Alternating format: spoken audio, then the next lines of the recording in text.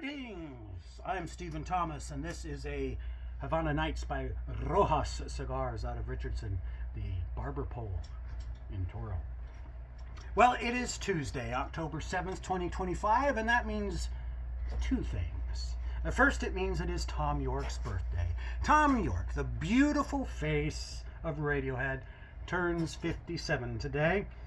Born October 7th, 1968 in Wellingborough, Northamptonshire, England, Thomas Edward Yorke would go on to form the world's greatest band, along with brothers Johnny and Colin Greenwood, Edward O'Brien, and Philip Selway.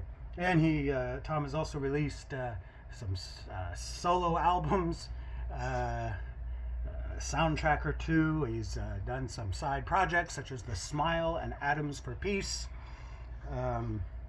And he has lent his beautiful voice to many other musicians, appearing as a guest on countless other songs.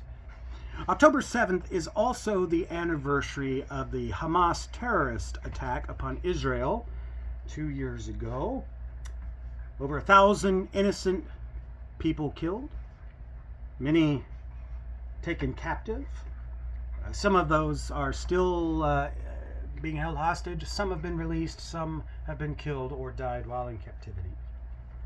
But besides sharing the significance of the date October 7th, there's another tie between Israel and Thom Yorke.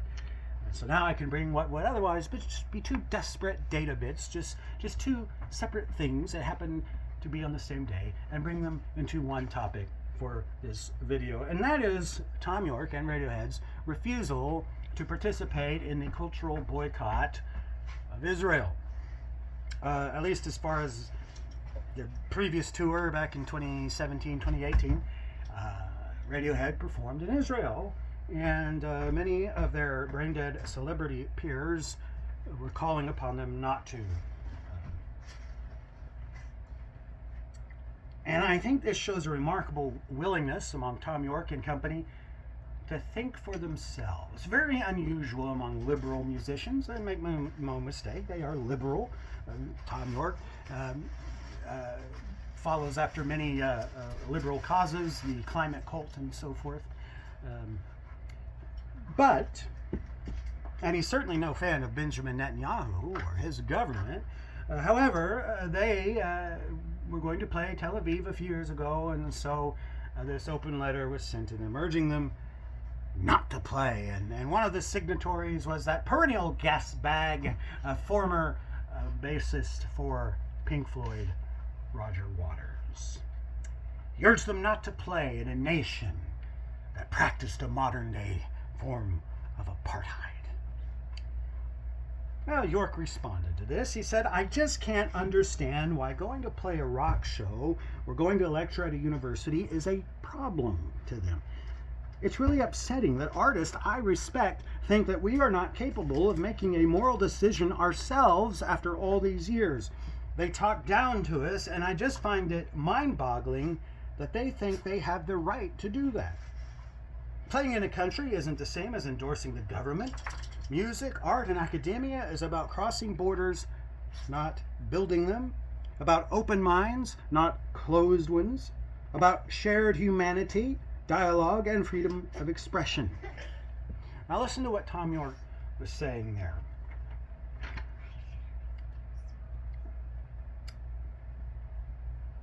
One is that these critics are saying that Radiohead are unable to make moral decisions for themselves after all these years.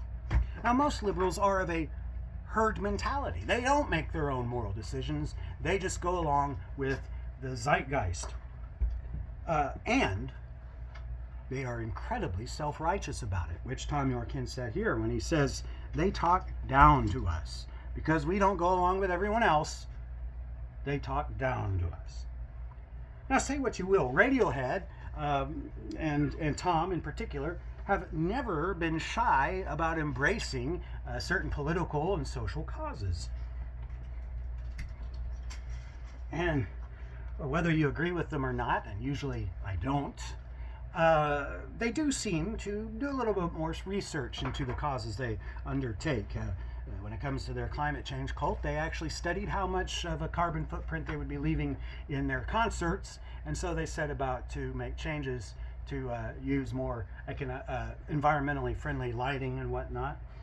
Their participation in the Tibetan Freedom Concert, when you listen to them talk about it, you can tell they really looked into the issues surrounding Tibet and China's occupation.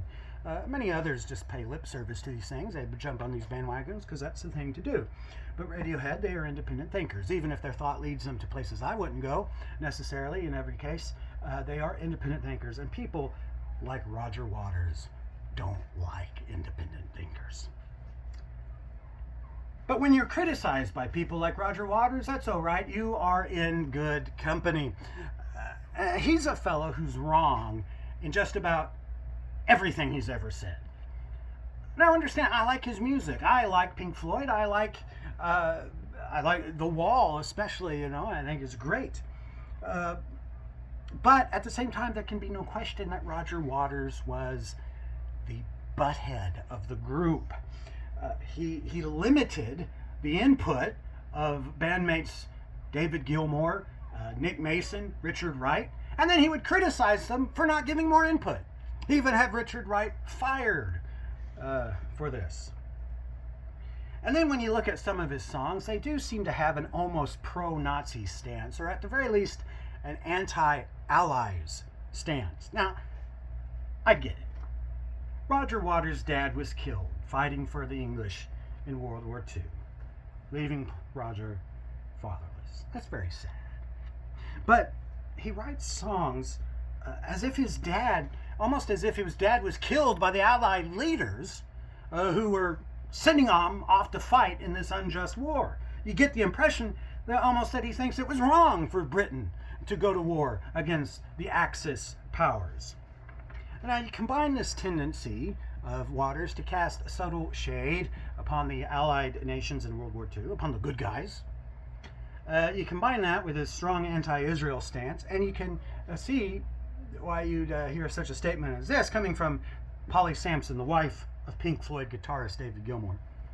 She wrote on Twitter, "Sadly, Roger Waters, you are anti-Semitic to your rotten core.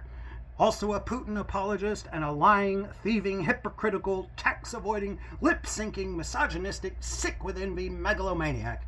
Enough of your nonsense." And then David Gilmour would add, "Every word demonstrably true." I don't know what prompted this tweet of Polly Sampson, and obviously she's not unbiased. Her husband and Roger Waters have been feuding in the press for years and in courts.